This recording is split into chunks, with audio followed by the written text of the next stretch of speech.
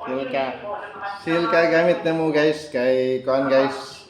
Kaya makapuputi sa legs. Silka. Salamat din sa inyong muli, April, sa inyong pagmamalasakit, sa iyong kapatid, at sa pag-ibig tulay mo dito sa biyahe nito. Mabuhay ka, April, magaling ka, and thank you very much in advance. Happy birthday. Thank you.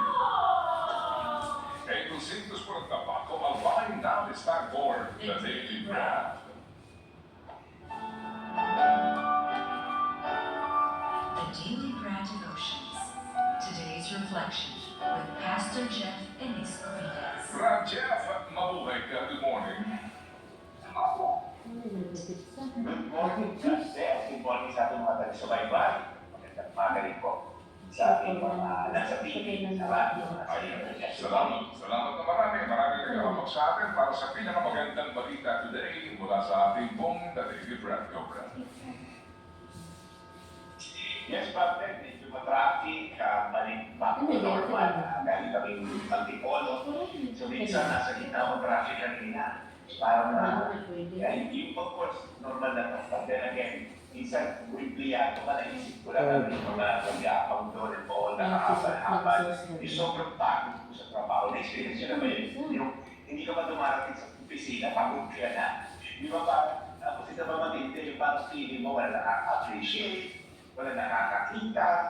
Pagdating mo pa sa trabaho, parang yung boss mo, feeling niya, napaka-komportable na lang yung biyahe mo, mukhang haggard ka na.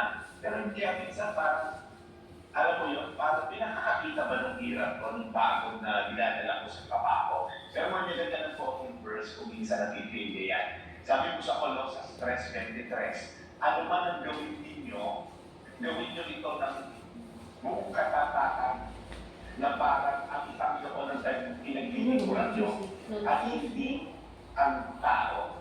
Alam niyo po yun, ang sikreto daw po ng tunay na fulfillment, tunay na kasiyahan sa ano mang ginagawa natin, whether isa kang puring manggagawa, o CEO ka, o politician ka, kahit ano pang ginagawa mo, housewife ka, diba? Iyan ay isang dakilang gawain. Kung ano man po ang ginagawa mo, ang sikreto po para tayo maging fulfill, ay ang tamang audience. At sino yun? Si Lord.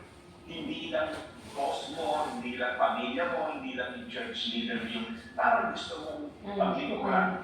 Kaya kahit parang wala nakakakita, wala nakakaalam, wala nakaka-appreciate sa effort mo, hindi kung nasa basement 3 ka lang, o tingnan mo ko lang yung beauty at ikaw'y nag-iisa lang nagkukumpuni, tandaan niyo po, ang Diyos ay nakakakita sa ating mga ginagawa. Kaya gusto ko lang kayo i-encourage ngayong araw na ito bago tayo magtrabaho, bago tayo magsimula pumadyak ng sinasabi ni ate na bisikleta na maaaring namamasada ngayon, bago pumilipin niya si Lidiador ng isang grab driver natin, bago ka sumigaw ng tako, bago mo i-lead yung mga tao mo, bago tayo mag-effort.